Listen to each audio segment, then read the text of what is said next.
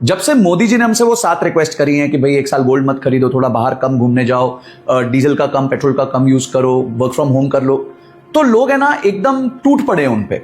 मैंने भी वीडियो बनाई तो लोग मुझे कमेंट सेक्शन में गोदी मीडिया, तू भी मोदी भक्त निकला, ये सब बोलने लग गए। 1965 में जब इंडिया वॉर पे था, उस टाइम पे अमेरिका ने हमारे को बोल दिया कि भाई हम जो तुम्हें अनाज देते हैं, क्योंकि उस टाइम पे इंडिया जो था वो सेल्फ सफिशिएंट नहीं था, हम जो तुम्हें अनाज देते हैं अंडर द प्रोग्राम PL 480 वो बंद कर देंगे। शास्त्री जी ने पूरे भारत से आह्वान किया कि भाई एक काम करो, हफ्ते में 1 दिन के लिए व्रत कर लो, उसको शास्त्री व्रत कहा गया।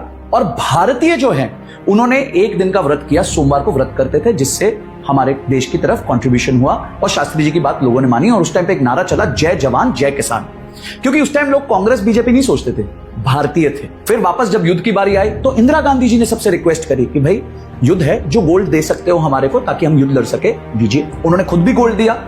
उसके बाद नवाब ऑफ हैदराबाद ने 435 kgs गोल्ड दे दिया, क्योंकि तब तक भी ना कांग्रेस बीजेपी नहीं था, लोग भारतवासी थे, भारतीय थे। फिर आया 1990s का दौर, इराक ने कुवैत पे जो है अटैक कर दिया, क्रूड ऑयल का प्राइस डबल हो गया, हमारे इंपोर्ट बिल्स इतने ज्यादा हो गए कि हमारे पास पैसे ही नहीं थे इंपोर्ट करने के। तो 1991 में तब के फाइनेंस मिनिस्टर श्री मनमोहन सिंह जी ने आके बोल दिया कि भाई अब हम लिबरलाइज, प्राइवेटाइज, ग्लोबलाइज कर देंगे, जिससे जो छोटे बिजनेसेस थे इंडिया में उनको प्रॉब्लम हुई, दिक्कत हुई।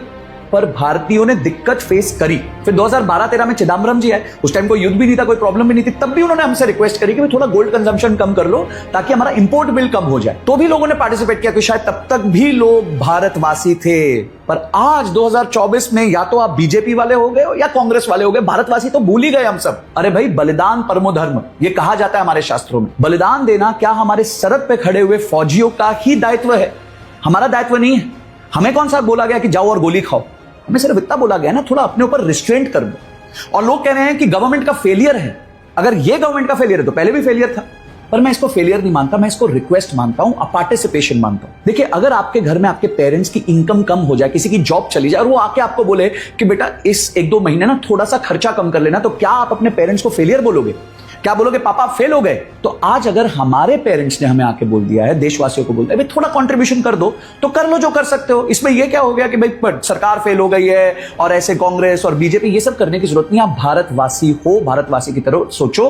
आपको गोली खाने के लिए नहीं बोला गया है, आपको सिर्फ थोड़ा सैक्रिफाइस करने के लिए बोला गया है। तो गाइस, एक बार के लिए रिक्वेस्ट करूंगा, बीजेपी, कांग्रेस, मोदी, गांधी, सब कुछ छोड़ दीजिए, एक भारतवासी की तरह सोचिए।